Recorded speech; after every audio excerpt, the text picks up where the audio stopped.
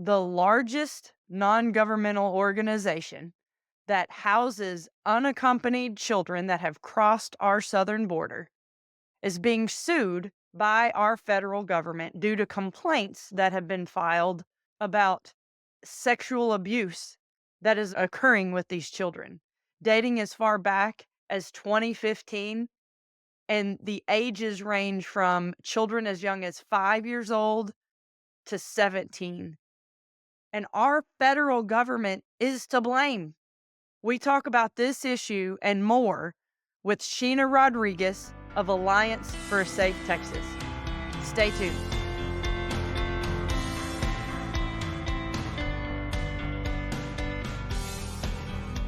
Sheena, welcome back to Patriots Revival. I know that we had you on, I think it was in February. We actually were able to do an in-person interview with you back then at our in-person studio. I wanted to bring you on today to continue our discussion about unaccompanied minors at the border because you have a recent Substack in which you have put some information out there that is breaking news, really. And I want you to share a little bit about that today. Yeah, thank you so much. And I know it feels like forever ago since I was on and I visited and then but really it's just been a crazy few months, hasn't it? So It has a little bit, yes. yes. So I was back on and I wrote the date down so I didn't forget it. July 18th. So it was the day before. So the 17th. And I know it's been a crazy news cycle nonstop since then. So this is something that really a lot of people may have missed or might have flown under the radar just because of everything that's going on and the chaos that continues to ensue. But this was really important because this goes back to everything that we had talked about a few months back with the unaccompanied minors or the unaccompanied alien children. They're one and the same, so you could use them interchangeably, otherwise UAC. So if you read a lot of my Substacks, you'll see me kind of use those interchangeably. And really, what this was, this last one that I wrote about, was about the case from the Department of Justice or the DOJ, which was now actually has sued Southwest Key, the Southwest Key program, which is one of the larger non-governmental organizations or NGOs that is operating here in Texas and across the United States. In fact, it's Texas based and it's one of the largest ones here in Texas. I know a lot of people, when they think about NGOs, Catholic Charities tends to come to the forefront of people's minds. But really, Southwest Key has really been at the forefront here in Texas for quite some time, for several years, even prior to this administration. Not new by any means. But of course, what's so astonishing is that it took so long, the DOJ case, and I'm sure we can get a little bit more into that. But really, that case, and one of the things that I really harped on really over the last few months now, including with our own legislation that we tried to get passed during the ADA session with regards to these facilities, it's really disturbing. And Southwest Key is by far not the only one that's struggling with a lot of these same serious allegations that I'm sure we'll talk about. So this is really kind of flying under the radar, but it's actually really important and impacts us here in Texas in so many ways. So tell people, in case they haven't seen your Substack, tell people a little bit about the lawsuit. And because I know you wrote about that in your Substack and more specifics and kind of how this came about, because I have some questions related to the complaint and whatnot. So maybe give a little bit of background about it. Yeah, so I'm pulling up right now because I wanted to read a direct quote that I had put in the Substack as well. So this way people know it's not Sheena Rodriguez that is saying this. This is the DOJ. According to the complaint that was filed, and this is again with Southwest Key Program, we have, I can't remember the exact number off the top of my head, but I want to say around 15 of Southwest Key led facilities operating here in Oh, wow. Texas, in the state of Texas. So again, far more than any other NGO operating here in the state. And I can definitely get back with you as far as the exact number, but it's somewhere around that. And I had wrote extensively last year when we were talking about the need for our legislation, which with Representative Stan Kitzman from the Belleville area, where we got together and we saw that this was a problem. He had two facilities in his area that were opening up. They were not Southwest Key. They were other NGOs. One of them was a for-profit. But again, same similar situations, same similar concerns and others, of course, as even as far as the impacts to the community. And what I saw was that these facilities were very much targeting rural areas, which then would open up the door for even more potential concerns, as well as opposed to those that are operating in suburban or metroplex areas. So, to kind of put it in a nutshell, I had written a very extensive report. It's up on our website under the research publication tab on securetheborder.us, where we went into a lot of detail about these serious allegations that I'll read here from just a moment. Not just with Southwest Key, but again, of several of these NGO facilities that are operating across the state. So this is why this is so important. So I'm going to read just from the DOJ, the complaint that was filed, and in the Substack, I did provide the link as well in there to the complaint. And says, quote, from at least 2015 through at least 2023, multiple Southwest Key employees have subjected unaccompanied children in their care to repeated and unwelcome sexual abuse, harassment, and misconduct in a hostile housing environment, including severe sexual abuse and rape, solicitation of sex acts, solicitation of nude photos, entreaties for sexually inappropriate relationships, sexual comments and gestures, leering, and inappropriate touching. And then it goes on. It says, in some cases, Southwest Key employees threaten children to maintain their silence. In harassing these children, these Southwest Key employees exploited the children's vulnerabilities, language barriers, and distance from family and loved ones. And I explained on how in the complaint, the alleged victims ranged in age from 5 to 17 years of age. And so this is concerning for many reasons because this is occurring over over several different administrations, right, at this point, but for years. And it says at least 2023. Well, I mean, this is one of the things that I've harped on for quite some time. And if you look at the complaint that was filed from the DOJ, I was just at a trafficking conference last week in Houston, and one of my friends and I guess you could say kind of sort of colleagues from a national think tank, we were having lunch, and she's like, one of the most disturbing things in this complaint is the fact that they're not looking to actually shut these facilities down that have known about these issues for years, right? It's not like all of a sudden the DOJ woke up and like they saw that this problem existed. No, no, this has been going on for years. And instead of actually looking to shut them down or change the policies, they're just looking for compensation for the victims. Mm. And so that's one of the most frustrating things for me. And that is why the title of the Substack was like exactly why our legislation needs to be passed in the 89th Texas legislative session, is because this would give the state of Texas, those on the state level, a tool to be able to utilize by expanding their state codes, including common sense things like background checks. I mean, it's kind of astonishing that these things don't exist, and we garnered bipartisan support during the ADA session in the never-ending special sessions. Yeah. But we garnered it because it's common sense, and that legislation is necessary because in cases like this, where it's proven, that these allegations and if something happens, now the state has a way to be able to try to have a foot in the door to combat this. So I want to ask you though, something kind of related to the legislation that you and Representative Kitzman tried to get passed in the last legislative session. Help me and our viewers and listeners understand, because this is an NGO, Southwest Key, because they are an NGO, and as we talked about in the last episode, they're non-government organizations. Does all of this happen with all of these allegations and or these complaints, with all of this horrible sexual abuse that's occurring at these facilities? Is this why? Because they are not part of a government agency. So if there are any standards that need to be met or that they need to comply with, it's just really set within their own, I guess, within their own agency. Am I understanding that correctly? Even though since it's a non-governmental organization, it's technically not, it's outside of the government, right? Right. However, the key thing to remember here is that they are contracted with HHS, with Health and Human Services.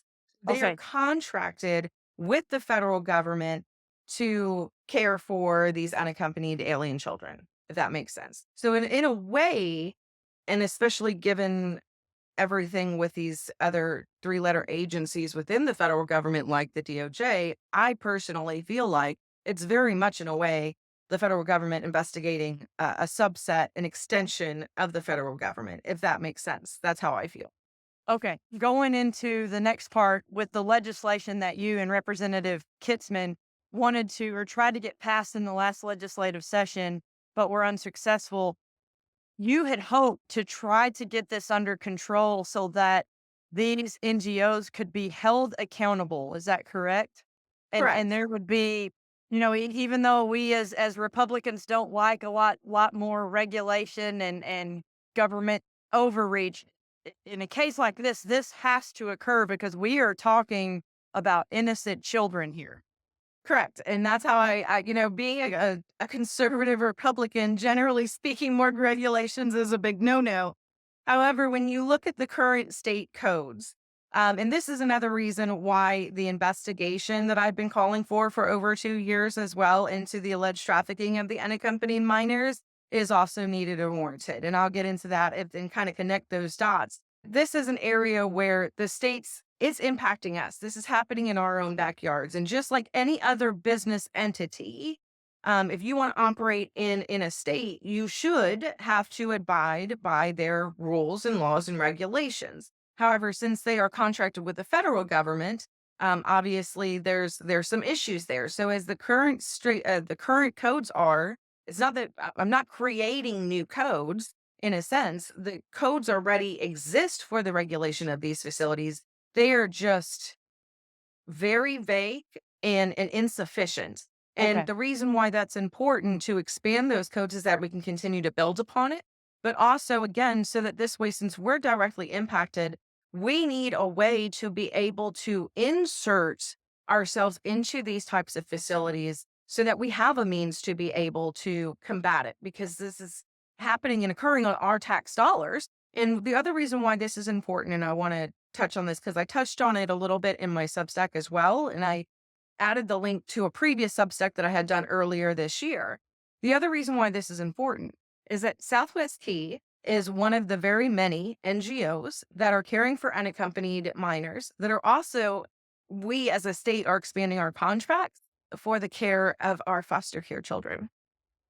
So there's several reasons as to why we want to make sure that we have as much transparency with these NGOs, not just for the care of the unaccompanied children, but also what are they doing? Like if they, to me, if they are allowing this to happen with the care of unaccompanied minors, we already also know the travesty that our foster care system is, not just in Texas, but across the nation.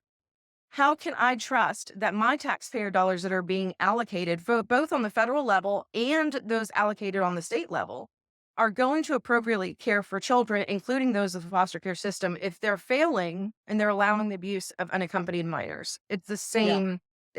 Yeah. So But you could say that our federal government is to blame for this abuse occurring, could you not? If I understood you correctly, regulated or should be through HHS. If HHS, and I think we talked about this in our last podcast, was not really doing their job, then that's how things like this happen as well, correct? So I will actually take it a step further, Melody. I will even say not only are they allowing it, they're helping to make it easier to occur. And let me explain why. Back again, there was a lot going on during this session. One of the things that they did, that they being the federal agencies, including HHS and those agencies responsible for the care of the unaccompanied minors, was actually codify and make permanent even more relaxed policies, not just for the regulations of these facilities, basically saying that they don't need to adhere to state licensing regulations. They don't need to abide by like their own, like everything could be considered an emergency. so that everything is just like all of the requirements of background checks, fingerprinting, all these things that would be done traditionally. Like I'm a former teacher, right? Like I had to go and get background checked and I had to get fingerprinted. All those things can be waived because it's all done in an emergency status. So they made that easier. Then, in addition to that, it's not just with regards to the facilities, but it's also, they even made it more relaxed with regards to the vetting of the sponsors that these unaccompanied minors are being released to, which I also want to point out that these NGOs, many of them are also the ones that are also contracted to do the vetting. Their employees are also the ones that are sometimes doing the vetting for these sponsors, which is what I was asked to go testify about to Congress last year. All of the travesty alongside whistleblowers. And now we know that these kids are also being released to MS-13 gang members. All of this is just insanity. So again, the federal government with the DOJ saying, oh, well, these horrible things have happened. Now we're going to sue you over it, but not to actually strengthen policies around the regulation of these facilities, but really just to give compensation. We're still going to allow these things to these facilities to operate, and we're going to make it even easier for them to not safeguard their employees, their volunteers, and these children. I know you pretty much already mentioned this, but you mentioned that in this lawsuit, it's not to shut them down. It is just if this moves forward and I'm not legal minded. I didn't go to law school for a reason. So bear with me as I try to work through my question here. But you're saying despite this lawsuit that's been filed, Southwest Key can continue to operate? Correct. And look, I didn't go to law school either. I went for developmental psychology, which honestly has been very helpful in my advocacy over the last few years. But I mean, it literally says it in the complaint, and it says it in the lawsuit that what they're seeking is financial compensation for the victims. Nowhere in there is it mentioned that they're going to sue to actually strengthen these regulations, to put these facilities at, close their doors, let's start from scratch. Nothing. So that's what's so astonishing to me. And again, that's the reason why the states have to step in. At this point, it's a moral obligation for the steps to be for the states to be able to expand. And that's the reason why also this state level investigation is so important. During last year, the September 2023, as Representative Stan Kisman once again led the way and helped to sponsor a letter which garnered bipartisan support asking in the House, asking for the state level investigation to occur, which should be occurring right now during these current interim hearings. Unfortunately, is not, and sent it to the AG's office back in last September. Florida's already done this, and again, we garnered bipartisan support from that. Florida's already done it. And because they did that and they released 7 different presentations of their findings, some of those cases actually began here in Texas, by the way, in facilities here in Texas. And they're using that to be able to then make better state legislation and to make better recommendations on the federal level as well. Because again, these are where, these facilities are not open in Washington, D.C., right? They're open in the states across the country.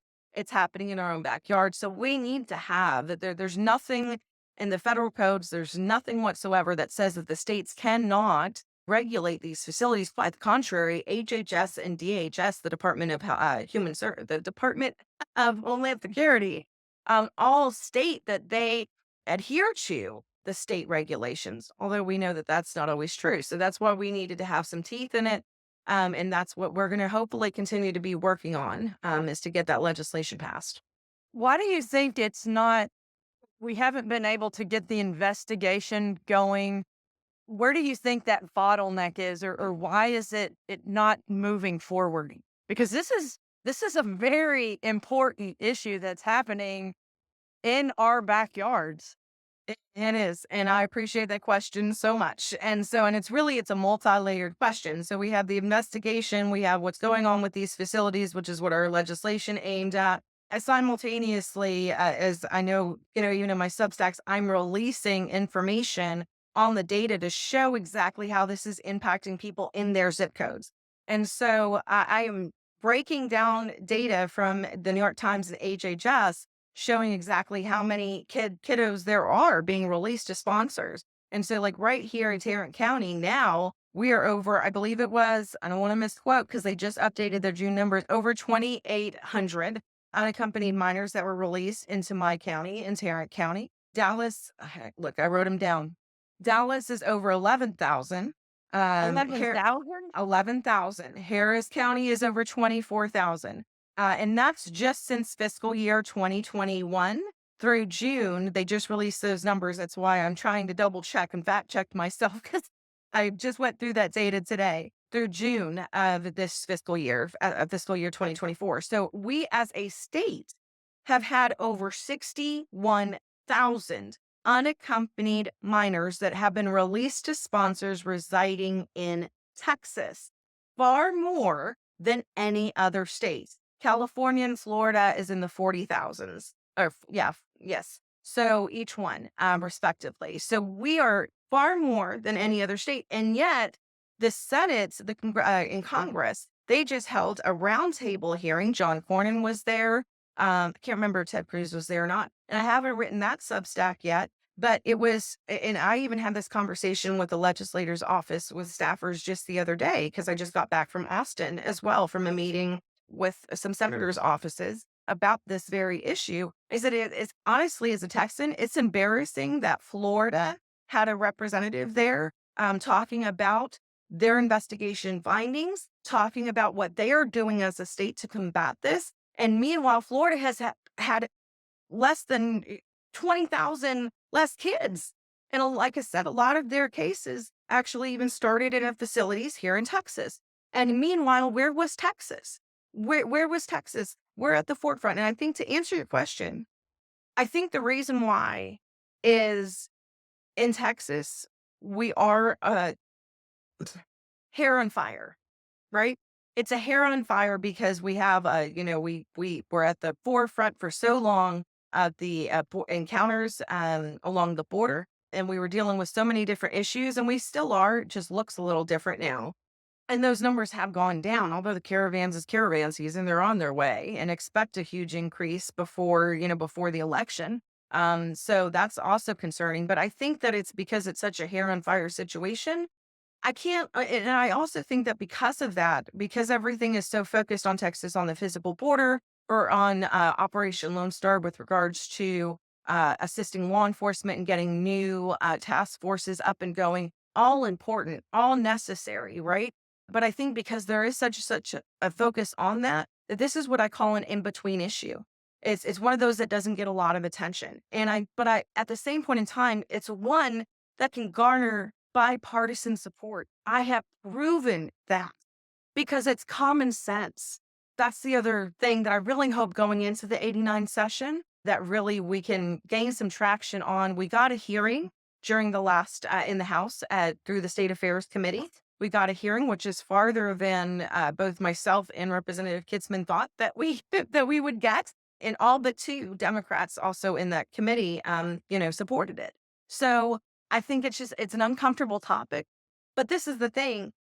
Like I said, this is an issue that has been ongoing for quite some time now, and it's not going away. No matter who is in the White House, of course, as long as we're incentivizing these kids to come, they're going to continue to come. And so, yes, obviously, if the numbers are down and we stop incentivizing, then we don't have to deal with this. In a perfect, situation, we wouldn't have these kids coming here because they're the last people. I mean, there's so much exploitation along the way, and then when they get here and everything else, there's so many problems. But these are issues that happened under the Trump administration and made even unprecedented ways under this current administration. And I say that because it's not going away.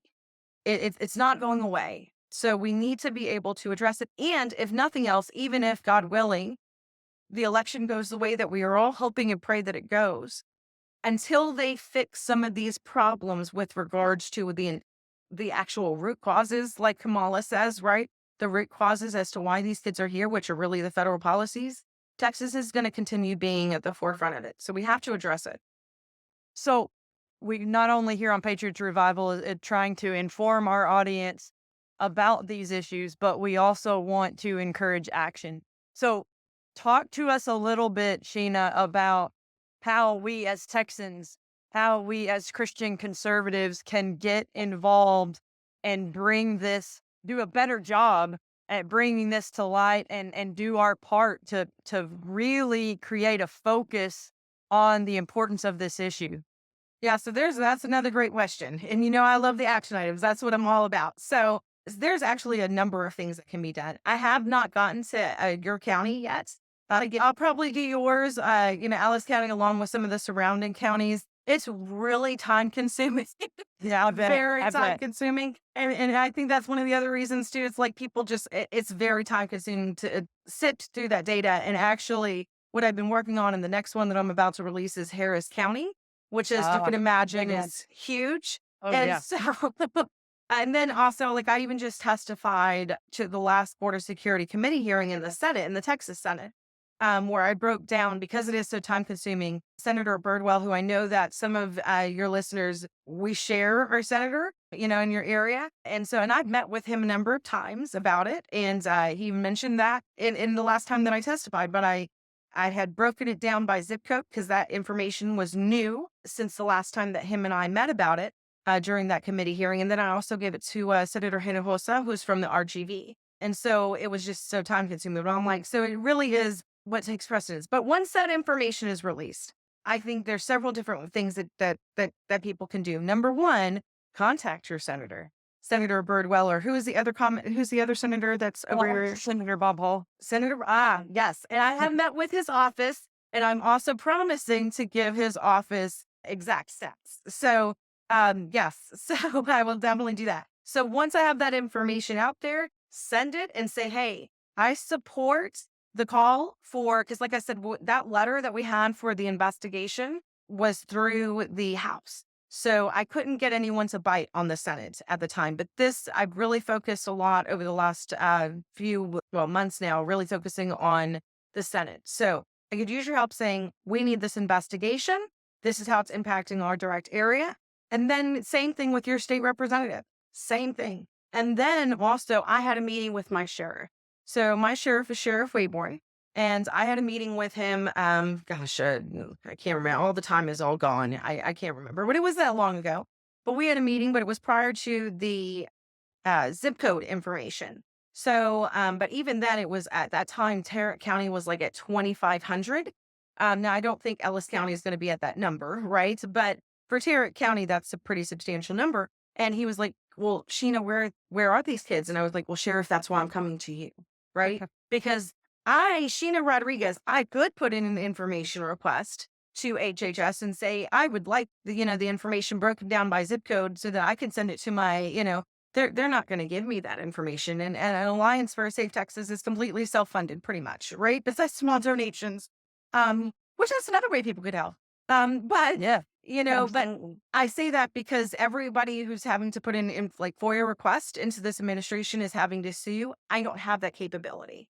But the sheriffs can, and law enforcement can. You guys could then take that information when I give it to your county, and you could go to your sheriff or the nearby sheriffs and say, hey, were you aware of this? Because I can tell you, even my sheriff wasn't. And then when he testified to Congress the last time he did, he even included that information that I provided him in his congressional testimony. And then this also is even something that you need to take a look at as well when I do release those numbers, the impacts to your local social services, especially, for example, your school districts. So I testified last month, I think it was, to Congress again, but this time it was with regards to the impacts the border crisis has had on Texas public schools. And one of the things that I focused on was the number of unaccompanied minors, just unaccompanied minors. That doesn't include the family units, right? So just the unaccompanied minors, and it's a large expense. And that's one of the things I just testified to. And then looking to even talking to maybe even your school districts on your school boards or something and seeing what are they seeing? How is that impacting? But even to your local city council, are you guys aware of this? That's something I have not yet done because lack of time, right? To even make them aware, like, hey, I just want to give you a heads up. We don't know where these kids are because law enforcement, especially, and state legislators really could ask for that more detailed information to even follow up with these kids, and make sure that they're okay. Because, like, we know a lot of these kids, unfortunately, are going into trafficking situations, especially labor trafficking. And so I suspect that those numbers are pretty startling here in Texas. Yeah, well, it's definitely something that I feel like we all need to do our part to bring this issue to light because it is.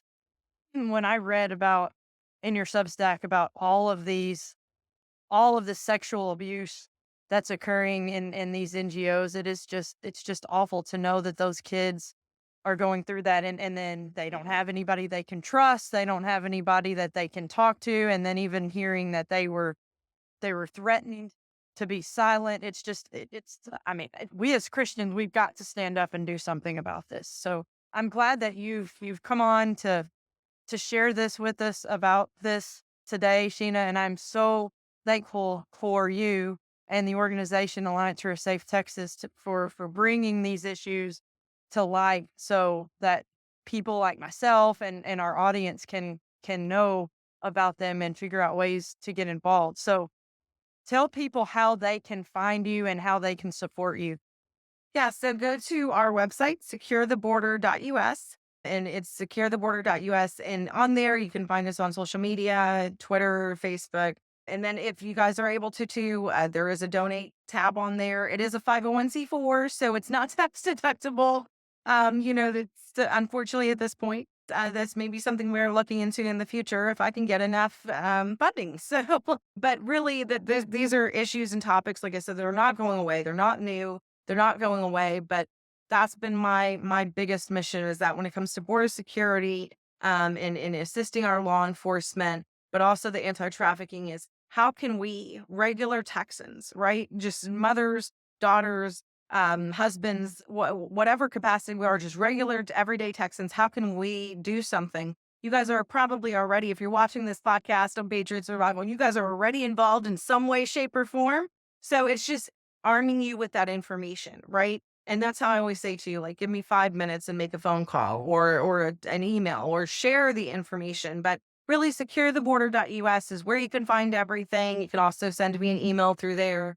And then follow us on social media at Alliance for a Safe Texas. If you look it up, you'll be able to find it on Twitter and Facebook. But thank you so much. I really, really, really appreciate it. It's always a great pleasure to be able to share some time with you and be able to talk to you guys. So I really All right. appreciate it.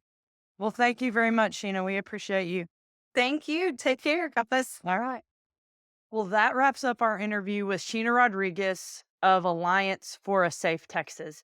I hope that this interview really opened your eyes to these non government agencies, excuse me, these non government organizations and all of the bad things that is going on behind their doors that our federal government is allowing to do with these unaccompanied children that cross our southern border.